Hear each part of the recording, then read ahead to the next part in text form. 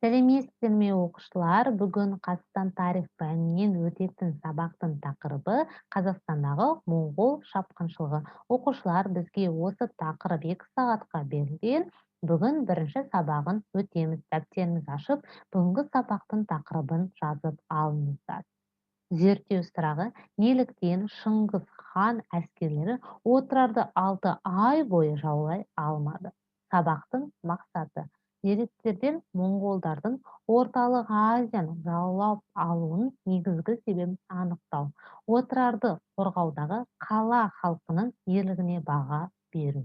Өткен сабақтан сіздер не білесіздер? 13-ші ғасырдың бірінші жартысындағы Орталық Азияда болған саяси үдерістерді, Моңғол империясының құрылуы, мемлекеттік құрылысы, жасақ заңдар жинағының мазмұны және Шыңғыс ханның жорықтары, моңғолдардың мемлекеттік деңгейіне жетуі.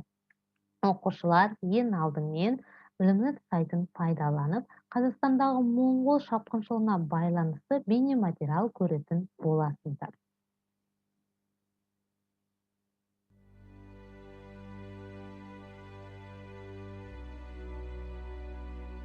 Моңғолдардың қазақ жерін жаулап алуы Жетісу жерінен бастау алды. Бұл өңір моңғолдарды Ұлы Жібек жолы бойында орналасқан гүлденген қалалармен қызықтырды. Моңғолдар Жетісу арқылы Түркістанға, одан кейін Мәуереннахрға жол ашуды көздеді. Осылайша, Найман хандығының соңғы басшыларының бірі Күшлік ханның қарсылығын сылтау еткен моңғолдар қазақ жеріне жорықтарын бастайды.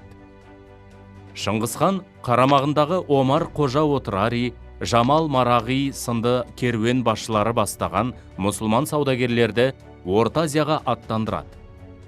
1218 жылдың жаз айында 450 адамы бар 500 түйелік сауда керуені Отырар қаласына келіп кіреді. Отырар әміршісі Қайыр хан саудагерлерді жансыз тыңшылар деп күдіктеніп, оларды өлтіріп, керуендерін тонауға бұйрық береді. Осы оқиғадан кейін ашуға мінген Шыңғыс хан Мұхаммед Хорезмшах екіншіге Қайыр ханды қолыма бер деп талап айтып, елші жібереді. Мұхаммед Хорезмшах бұл талапты орындамай, Шыңғыс хан жіберген елшілерді де өлтіруге әмір етеді.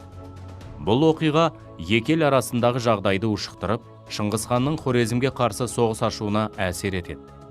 Түркі халықтарының кейбір билеушілері, ұйғырлар, қарлұқтар, тағы басқалар ешбір қарсылық көрсетпей, өз еріктерімен моңғолдарға қосылады. Шыңғыс хан Орта Азияны жаулап алу үшін арнайы дайындалған 150 мың әскерімен жорыққа аттанады. Шыңғыс хан Орта Азияны жаулау үшін әскерін бірнеше бағытқа бөледі. Жебе мен Сүбедейдің әскерлеріне Орта Азияның солтүстігінен, яғни Қазақ даласы арқылы өтіп, Хорезмшахтың батыс қоныстарын басып алуды тапсырады. Ал Шағатай мен Үгедей бастаған әскерге Түркістан өлкесіндегі ең ірі Отырар қаласын талқандауды тапсырады. Шығыс деректері бойынша моңғолдар Отырарды қоршауға алғанымен 5 ай бойы жеңе алмаған. Тек 6 айда сатқындықтың нәтижесінде қаһарман қала Отырар жауға беріліп, жермен жексен болып талқандалады. Түркістанның өзге қалаларын басып алуды үлкен ұлы Жошы ханға тапсырады.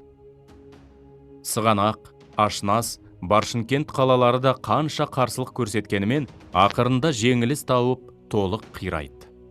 Марко Поло орта ғасырлардағы Азия туралы аса бай тарихи мағлұматтар қалдырған итальяндық көпес. Ол 1271-1275 жылдары Орта Азия арқылы Қытайға саяхат жасаған. Марко Поло жазба деректерінде жаулап алынған қалаларда қақпа мен қамал салуға тыйым салынды. Өйткені жеңілген халықтар тыныштық сақтап, қарсылық көрсетпеуі тиіс болды деп жазады. Осылайша Шыңғыс хан Қазақстан аумағын 1219-1224 жылдары толықтай басып алды. Оқушылар, біз бейнематериалды көріп аяқтадық. Ал енді қысқаша конспектті оқыңыздар.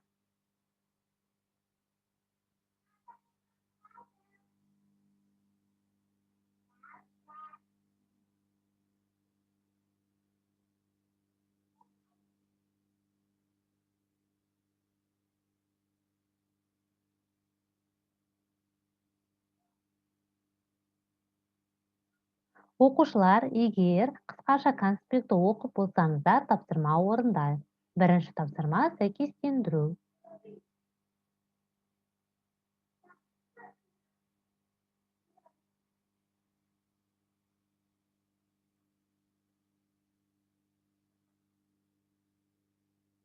Биринчи тапсырманы орундап болсаңыздар, экинчи тапсырмамызды орундайык.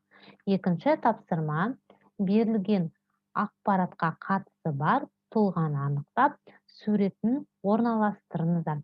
Биринчи, экинчи, үчүнчү сүрөт сиздерге берилген. Осы сүрөттерди бооз турган орундарга дурустап орналаштыруу керексиздер.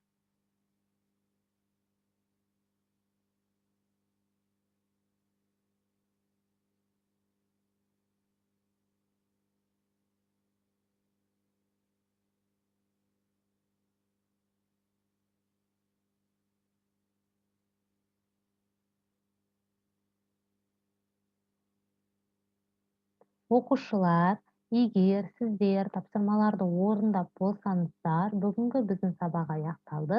Сау болуңуздар.